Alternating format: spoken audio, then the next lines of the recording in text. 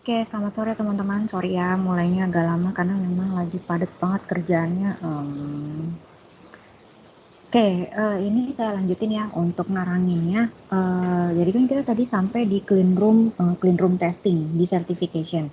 Nah, certification itu tadi itu kan ada 5 langkah untuk menjalankan 5 langkah kriteria pendekatan si certification model.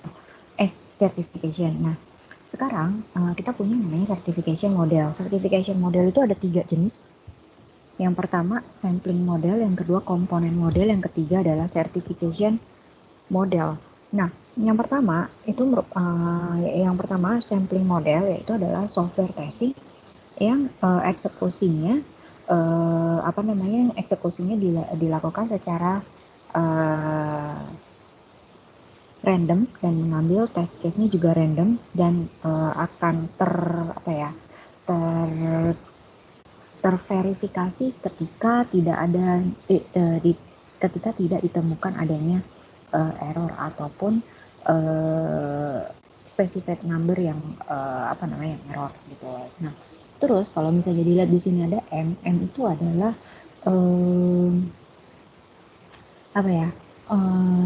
value dari value angkanya yang memastikan bahwa reliability-nya itu achieve ya untuk test case-nya. Nah, kemudian ada yang namanya komponen model. Nah, komponen model itu adalah sebuah sistem yang terdiri dari sebanyak n komponen yang akan disertifikasikan, yang akan diaktifkan atau yang akan disertifikasikan atau yang akan disahkan atau yang akan yang akan dilakukan tesnya. Nah, M ini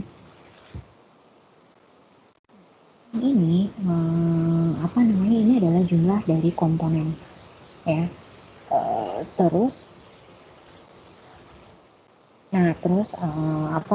model-model komponen ini kan jumlah n komponen itu kan ada model-model komponen ini memungkinkan analis untuk menentukan komponen-komponen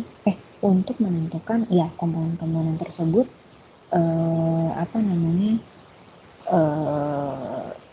adanya kegagalan gitu saat eksekusi akhir.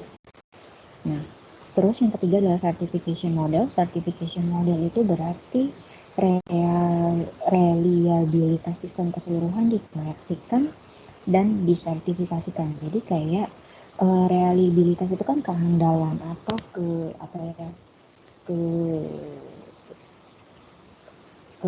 kesahan sistem gitu, kesahan sistem yang bisa diproyeksikan dan disertifikasikan. Nah, sampai sini ada mau bertanya sebelum saya masuk ke formal method. Saya nanti juga mau tanya ke kalian yang di formal method aja. Ada yang mau tanya nggak di clean room testingnya? Jadi memang clean room testing ini nggak banyak dilakukan proses modelnya kayak yang lain-lain. Kenapa? Karena memang clean room test ini hanya dilakukan untuk project-project yang memang sudah fix untuk fix dari segala aspek bisnis modelnya. Ada yang mau tanya nggak?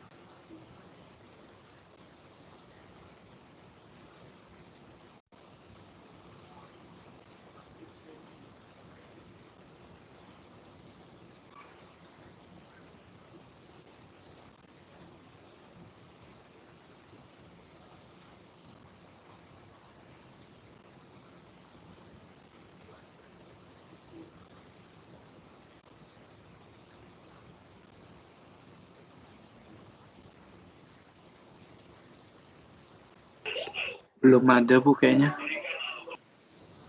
Oke. Kalau misalnya belum ada, berarti kita masuk ke yang namanya formal method ya. Nah, formal method ini di sini dibilang dari yang dari teori Encyclopedia of Software Engineering. Di sini dibilang bahwa formal method digunakan di dalam pengembangan komputer sistem yang memang yang memang berdasarkan teknik teknik perhitungan atau secara mathematically based teknik yang dimana digunakan untuk menjelaskan properties dari sistem-sistem tersebut. Ya, itu namanya formal method. Nah, terus formal method ini dia punya namanya problem with conventional spec. Jadi di sini tuh ada yang namanya contradiction, ada ambiguities, ada vagueness, ada incompleteness, ada mixed level of abstraction. Jadi gini, formal method itu kan adalah sebuah metode yang memang digunakan untuk mendevelop sistem komputer secara matematik gitu. Maksudnya istilahnya itu bukan secara matematik, tapi secara perhitungan dengan teknik matematika yang dimana tujuannya untuk menjelaskan properties dari sistem tersebut. Ya. Nah di sini formal method itu kan pasti metode itu kan muncul karena adanya suatu suatu masalah kan. Nah permasalahan ini disebut the problem with conventional specs gitu. With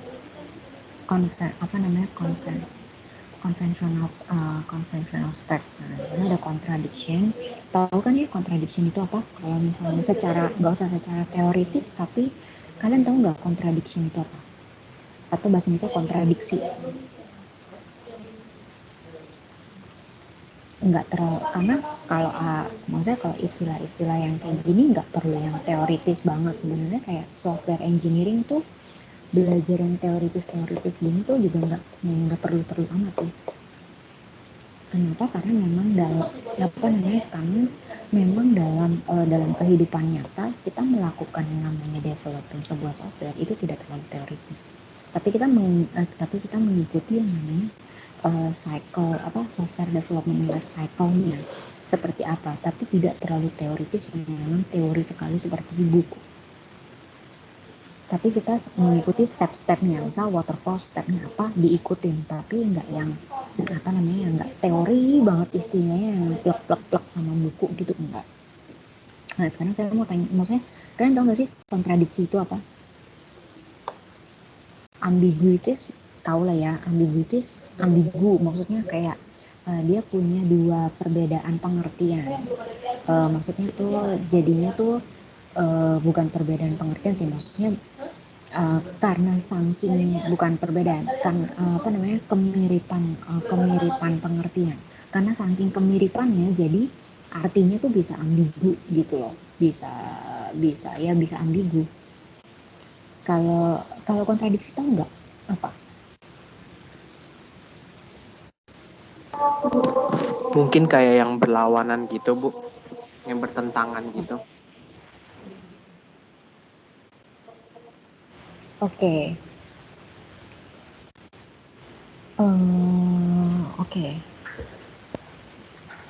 Nah, terus kalau vagueness, tahu nggak kalau vagueness apa?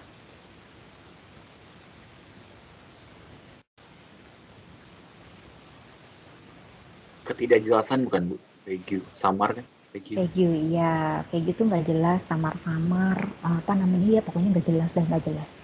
Ya, terus incompleteness berarti tahu lah ya, incompleteness berarti ya memang tidak lengkap atau tidak komplit ya. Terus kayak gitu di mixed level of abstraction. Jadi memang ada ketidakjelasan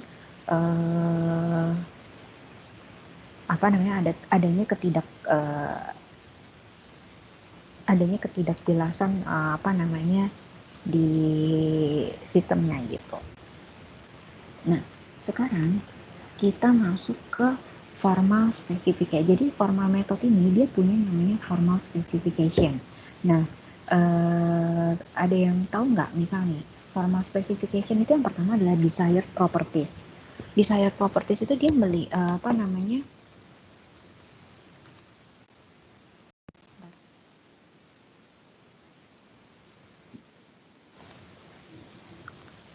Jadi di formal specification itu apa?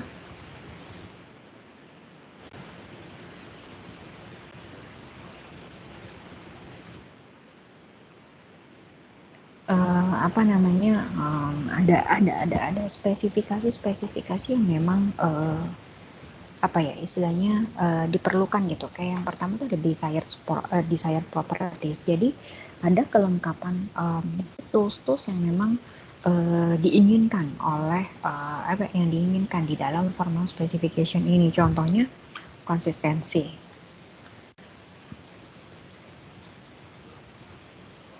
Terus konsistensi, terus completeness sama lack of ambiguity. Nah, terus di sini berarti kan properties yang pokoknya tuh kayak spesifikasinya tuh berarti di propertiesnya itu harus ada konsistensi, harus ada completeness, harus ada lack of ambiguity gitu. Jadi di sini terlihat jelas bahwa di dalam sistem tersebut terdapat adanya kekonsistensian dan segala macamnya. Nah, yang kedua adalah formal syntax of specification language enable requirement or design to be interpreted in only one way, eliminating ambiguity that often occurs when a natural language or a graphical notation must be interpreted. Ada yang ngerti maksudnya gimana?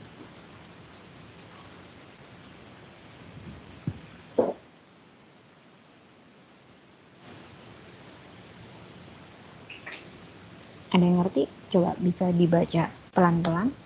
Terus kalian bisa sambil mencari.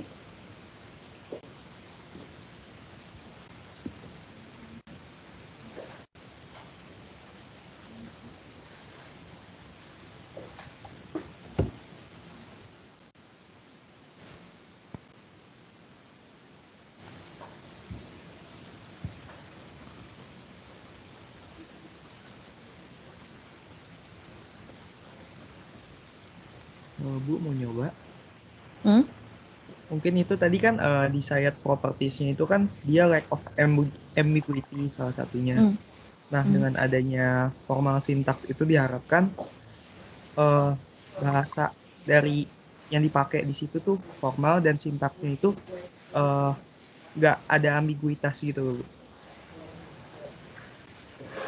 Oh, oke. Oke, thank you. Ada lagi nggak yang mau mencoba menjawab?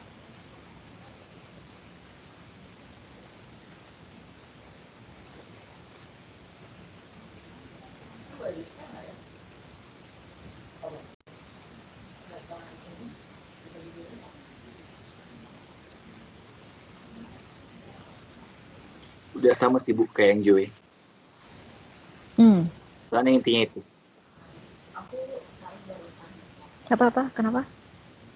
Intinya sama kayak yang Joey itu. Jadi dengan ada formal sintaks itu ngebuat dari suatu bahasa Inggris atau dari notasi yang grafik itu ketika diinterpretasi itu dia nggak ada dia hanya ada satu cara buat interpretasinya. Jadi nggak muncul. Jadi apa? Hasil interpretasi itu cuma satu Bu. Jadi nggak ambigu jadinya.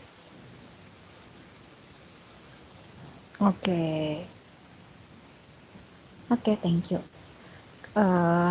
Kali aja ada yang punya pendapat lain, boleh loh. Nggak apa-apa ya kalau misalnya emang sama ya sama, tapi kalau kali aja ada yang punya pendapat lain kan kita nggak tahu satu otak kalian dengan otak yang lain jawabannya sama atau beda.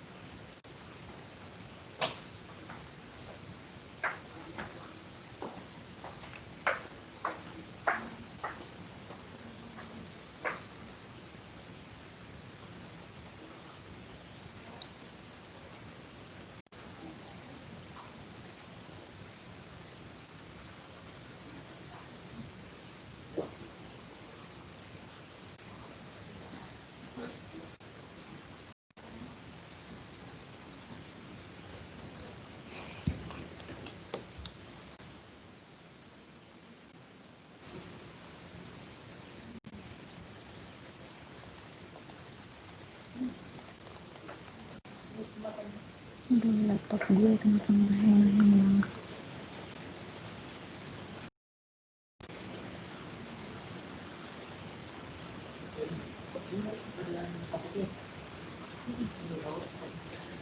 Oke, apa namanya, kayak kalau nggak ada ya, karena memang erat hubungannya tadi ya, yang dibilang juga sama lack of ambiguity, jadi memang di sini formal syntax itu adalah untuk yaitu eliminating ambiguity-nya yang memang salah satu menjadi penyebab apa namanya adanya error-error. Nah, terus kemudian yang selanjutnya, consistency is ensured by mathematically proving that initial facts can be formally mapped into later statements within the specification. Ada yang tahu maksudnya apa?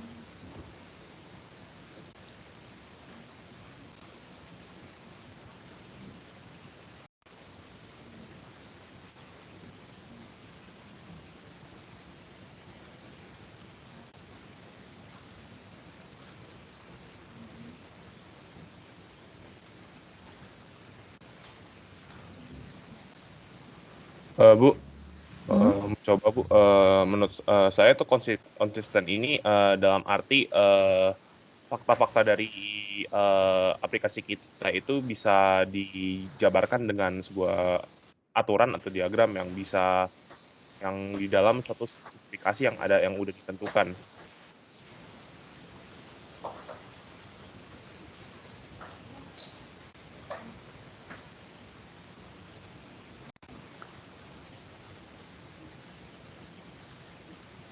Oke, ada lagi yang punya pendapat berbeda?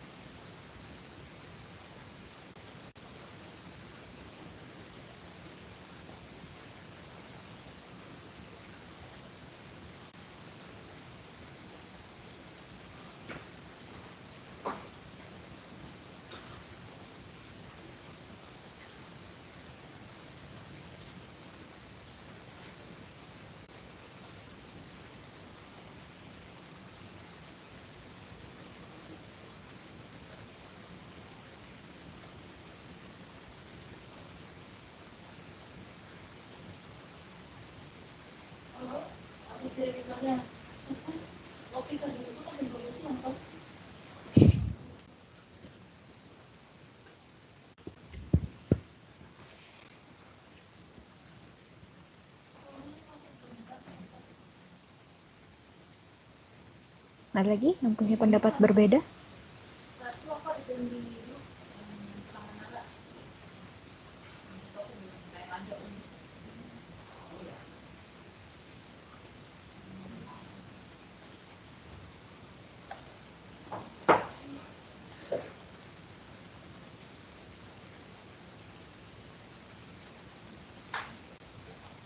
Sama Bu, cuma paling bingungnya tuh initial facts-nya tuh maksudnya apanya ya Bu? Dimaksud initial fact yang kurang paham. Oke. Tunggu bentar ya. Oke Bu.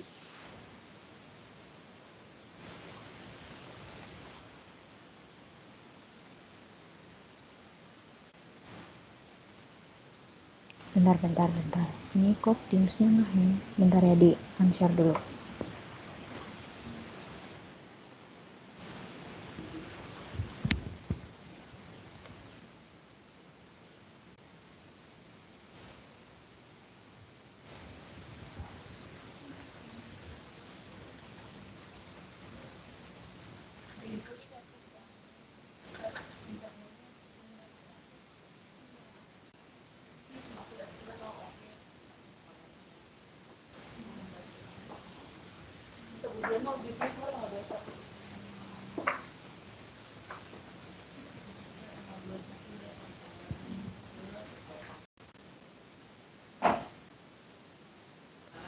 Oke, jadi kan di sini kan maksudnya adalah konsistensi is ensured by mathematically proving that initial facts can be formally mapped.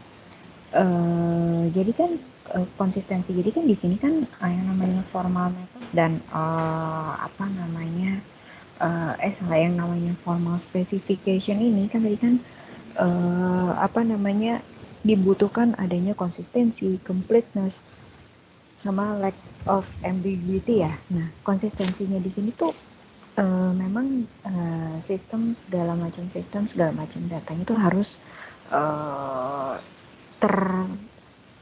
tertata dengan baik, kemudian secara konsisten, dan kekonsistenan ini apa namanya mesti dicek atau memang istilahnya dicek, dipastikan, apa namanya bukan samakan sih, kayak memang dicek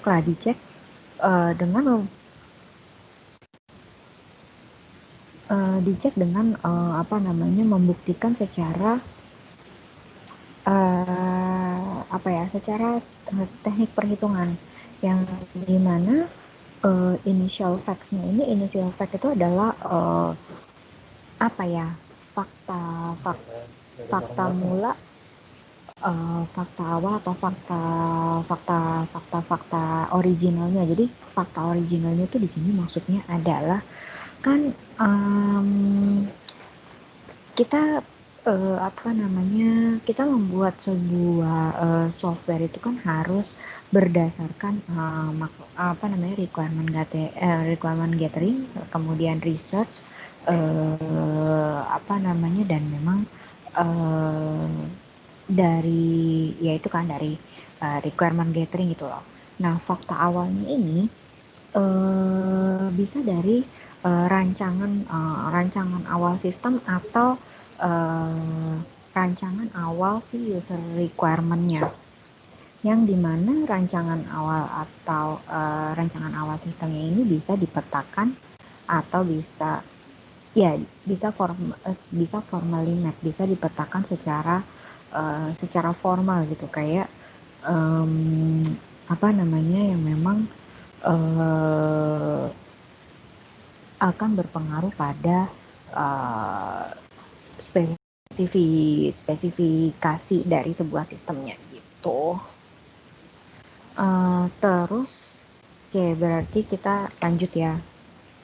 Nanti habis ini kalian tetap saya kasih waktu untuk mengerjakan project aja. Terus kemudian ada formal method konsep. Nah, kalau tadi ada specification, sekarang ada yang namanya formal method konsepnya. Ya, nah di sini tuh konsepnya ada 3, data invariant, state, sama operation. Ada yang bisa jelasin?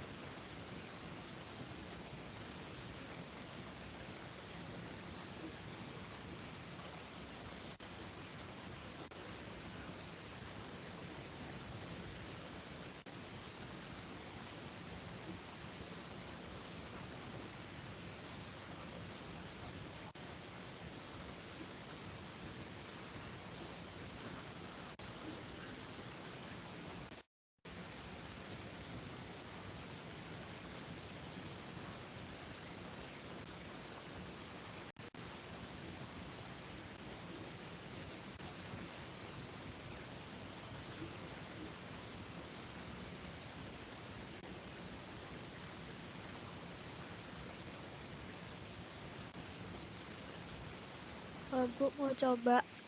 Data invarian itu suatu kondisi yang benar di seluruh pelaksanaan sistem yang berisi kumpulan data. Oke, thank you. Kalau state?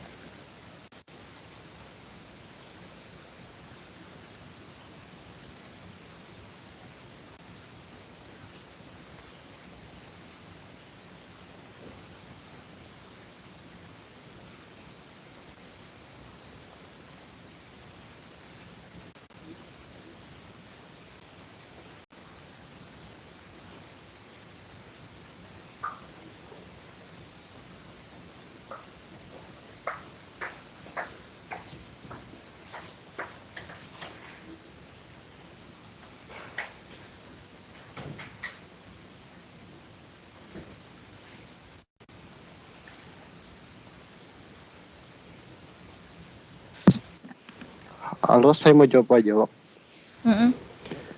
Jadi kalau state itu contohnya di OCL, itu dapat dikatakan sebuah bagian dari sistem, di mana sebuah sistem itu dapat terdiri lebih dari gabungan dari beberapa states, lebih dari satu state kayak gitu, yang masing-masing itu merepresentasikan sebuah mode yang dapat diobservasi behavior-nya itu gimana sih kayak gitu. Sedangkan kalau di Z language, state itu didefinisikan sebagai sebuah data yang tersimpan di mana sistem itu mengakses data tersebut kayak gitu sih Bu. Oke, terus kemudian operation. Kalau operation,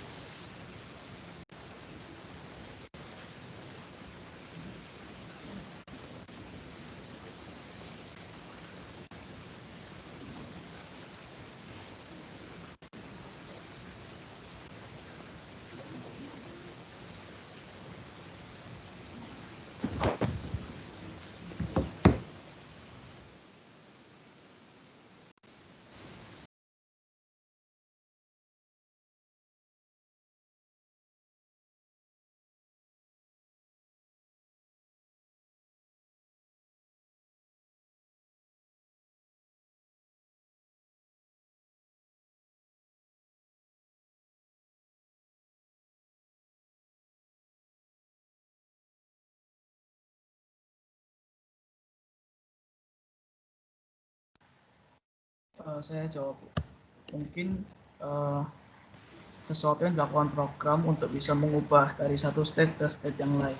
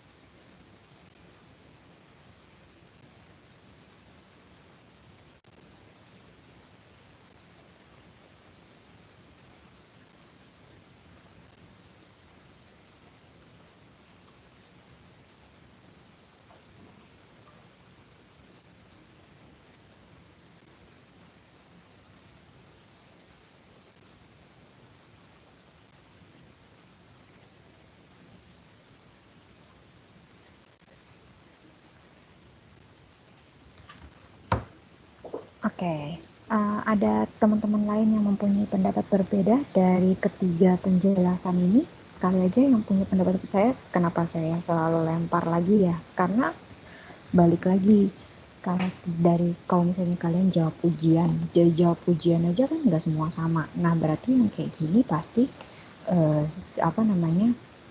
cara pemikirannya juga nggak sama dong.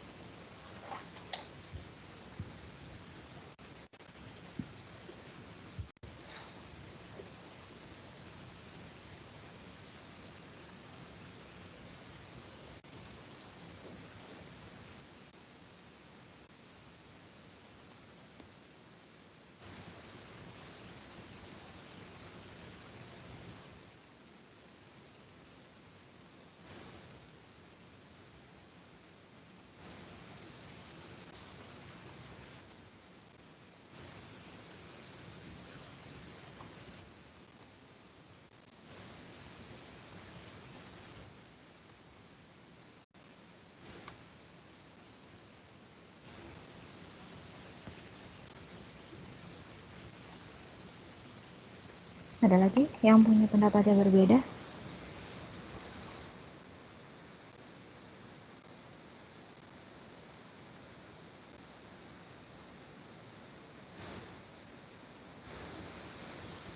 Mau tambahin yang terakhir aja Bu, yang precondition sama post condition.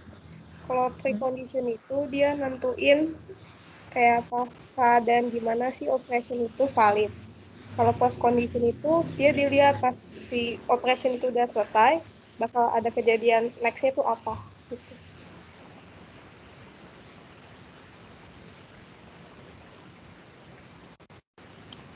Oke, ada lagi?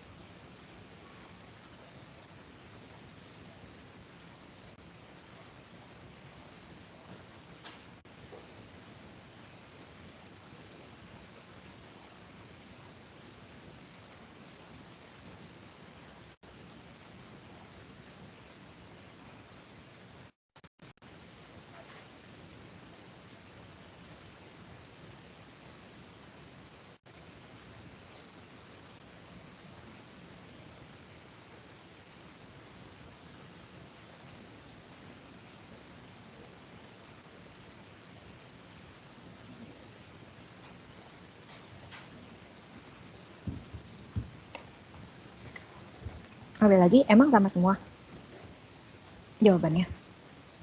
Maksudnya? Mirip-mirip Bu, bingung mau tambahin apa. Mirip-mirip, jadi bingung mau tambahin apa. Oh, kirain punya jawaban yang berbeda.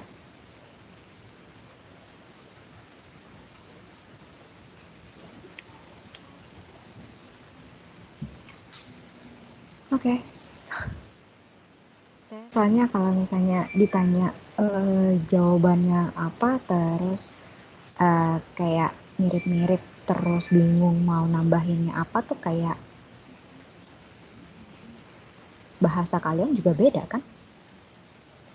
Bahasa penyampaiannya. Apa mirip-mirip juga? Kalau mirip-mirip juga, yang tadi ngomong nyampeinnya gimana? Maksudnya intinya sama Bu. Apa?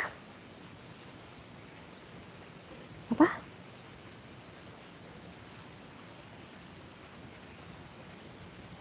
Nah, apa tadi ngomong apa? Maksudnya intinya sama Bu. Oh, tapi emang intinya apa? Saya balik aja nanya lagi.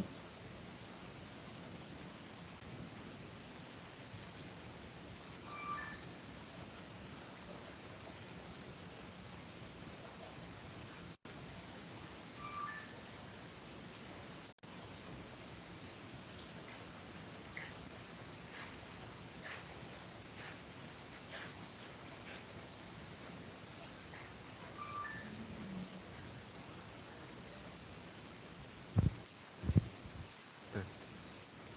Hmm? Tadi itu yang mungkin suatu state lain gitu. Precondition kan si apa sebelumnya. Setelah post condition itu sih kita sudah ganti state gitu. Oke, kalau data invariant?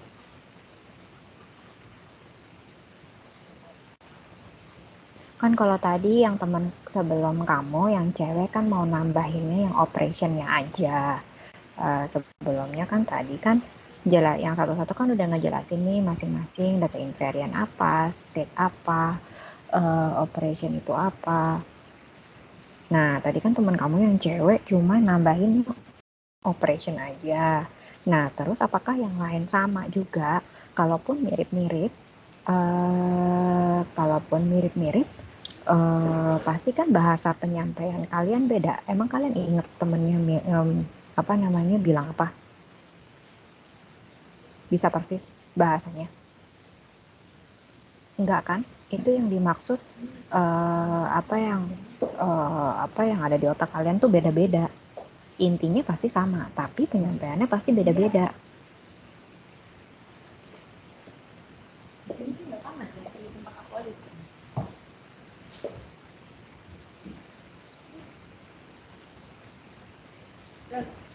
Gitu. Kalau data invariant itu kan Ini siapa sih suaranya yang ngomong kayaknya? Oh, Calvin. Oke. kalau data invariant itu kan biasanya tidak hanya contains batch of data. Jadi maksudnya si sistem ketika menyerang sesuatu kan Gila, mendengarkan suara lo ngebas banget ya. Gue nggak bisa dengerin cuma satu. Ya terus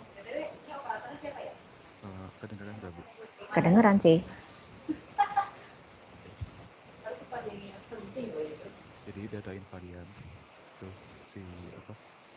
kayak kondisi datanya saat lagi sistemnya jalan.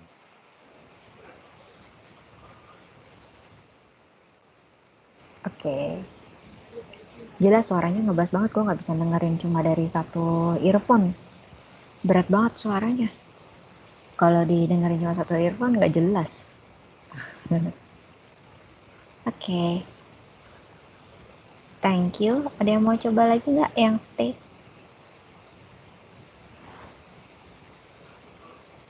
Kalau nggak,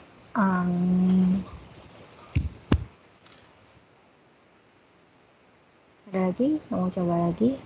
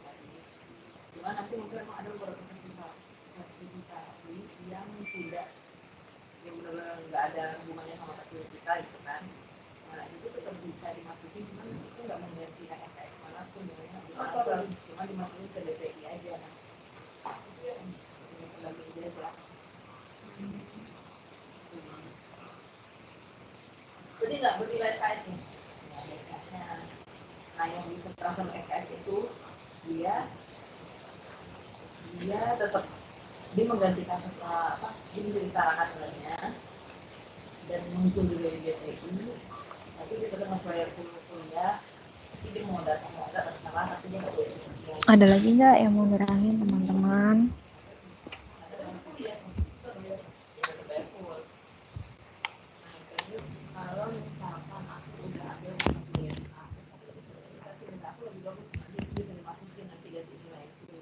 Nggak ada. Ya udah deh, kalau nggak ada berarti udahan aja ya materinya. Karena nggak ada lagi kan yang mau nerangin. Ini masuk semua kan? Ya udah, kalau misalnya nggak ada berarti kalau nggak ada yang mau bantu nerangin lagi, berarti materinya udah ya. Kalian silakan ngerjain projectnya aja. Saya stop share karena kalian kan nggak mau nerangin lagi. Jadi ya udahan aja materinya. Jadi nanti nerangin lagi materinya berarti tahun depan langsung hitung-hitungan aja, nggak usah yang lain-lain lagi. Ya.